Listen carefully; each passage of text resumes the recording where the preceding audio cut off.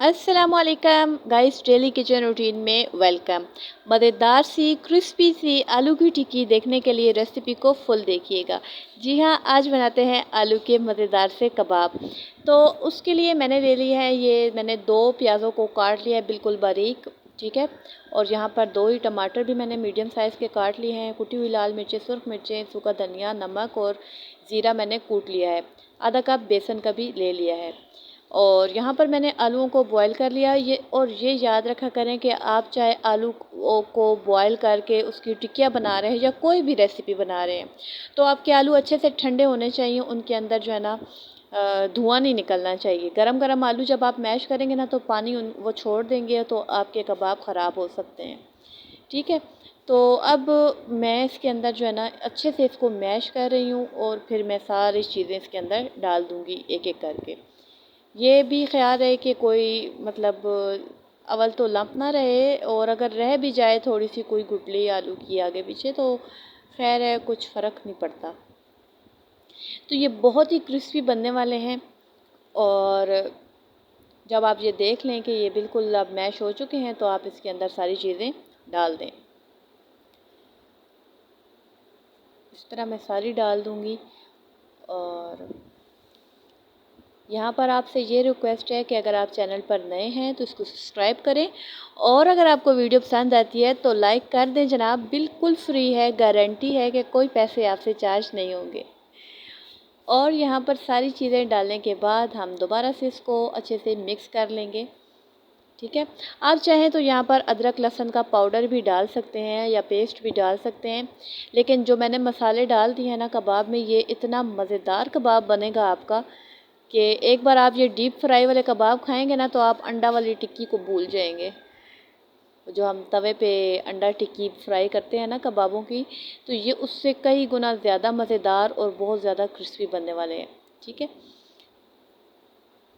और यहाँ पर आपने बिल्कुल पानी का इस्तेमाल नहीं करना, ना आपने अंडा बीच में डालना है और ना ही आपने पानी बीच में डालना है। बस इसको मसाले के अंदर अच्छे से गूँदेंगे तो ये जो आलूओं का थोड़ा बहुत स्टार्च होगा ना, वो भी बेसन की वजह से खुश्क हो जाएगा। आपने सख्त सख्त मसाला इसका बना लेना है।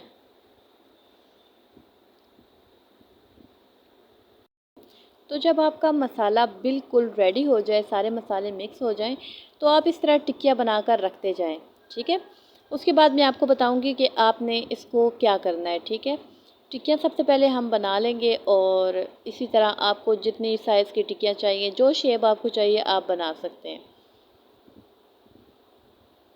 तो साथ साथ मुझे ये भी सजेस्ट किया करें कि मैं नेक्स्ट रेसिपी कौन सी बनाऊं, या आपने मेरी कौन सी रेसिपी देखी है और आपको अच्छी लगी है, तो अच्छा लगता है, आपकी तरफ से इनाम होता है, मेरी हौसला अफजाई होती है। तो इसी तरह सारी टिक्कियाँ हम बना लेंगे और रखते जाएंगे।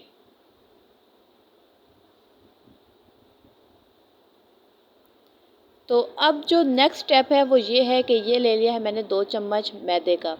ठीक है। अगर आपके पास घर में कॉर्नफ्लावर पड़ा है तो आप कॉर्नफ्लावर ले लें और उसको पानी में घोल लें। और मैदा और कॉर्नफ्लावर दोनों चीज़ें अगर आपके पास मौजूद नहीं है तो आप आटा भी घोल सकते हैं, लई बना लें इसकी। और कुछ ब्रेड क्रम्स ले ली हैं ताकि ये क्रिस्पी बने। तो यहाँ कढ़ाई में मेरा घी जितना गर्म होगा मैं इतना कोटिंग कर लेती हूँ। पहले मैं कोट करूँगी इसको मैदे में और फिर इसके ऊपर डालूँगी ब्रेड क्रम्स। ठीक है। तो इसी तरह मैं सारी टिक्कियों के ऊपर देखें मैदा कोट करके फिर मैं इसके ऊपर ब्रेड क्रम्स लगा रही हूँ ताकि अच्छे से चिपक जाए। मैदे की लई जब आप लगाएंगे ना तो आपके जो कबाब हैं वो कढ़ाई में जाके फूलेंगे नहीं, वो ख़राब नहीं होंगे, और वो बिल्कुल क्रंची से और क्रिस्पी से बन जाएंगे। सही है। यहाँ पर ना अब घी मेरा तकरीबन गर्म हो चुका है। अब मैं एक एक करके सारी टिक्कियाँ डाल दूँगी। और ये इतने मज़े के कबाब शक्ल से भी लगते हैं और खाने में तो और ही मज़ेदार हैं। तो आप ज़रूर ट्राई कीजिएगा। तो कढ़ाई में डाल के फ़ौरन ही आपने इसको हिलाना जुलाना नहीं है, बल्कि इसको ना आपने थोड़ा सा टाइम देना है। जैसे ये नीचे से पक जाए तो फिर आपने इसको पलट देना है। आपको जैसा कलर चाहिए आप वैसा रखें। गोल्डन ब्राउन ये ज़्यादा प्यारे लगते हैं, तो इसलिए मैं इनको गोल्डन ब्राउन फ्राई करूँगी। तो यहाँ ये बिल्कुल मेरे हिसाब से बिल्कुल ठीक फ्राई हो चुके हैं। आप देख सकते हैं कि कितना अच्छा इनका कलर आया है।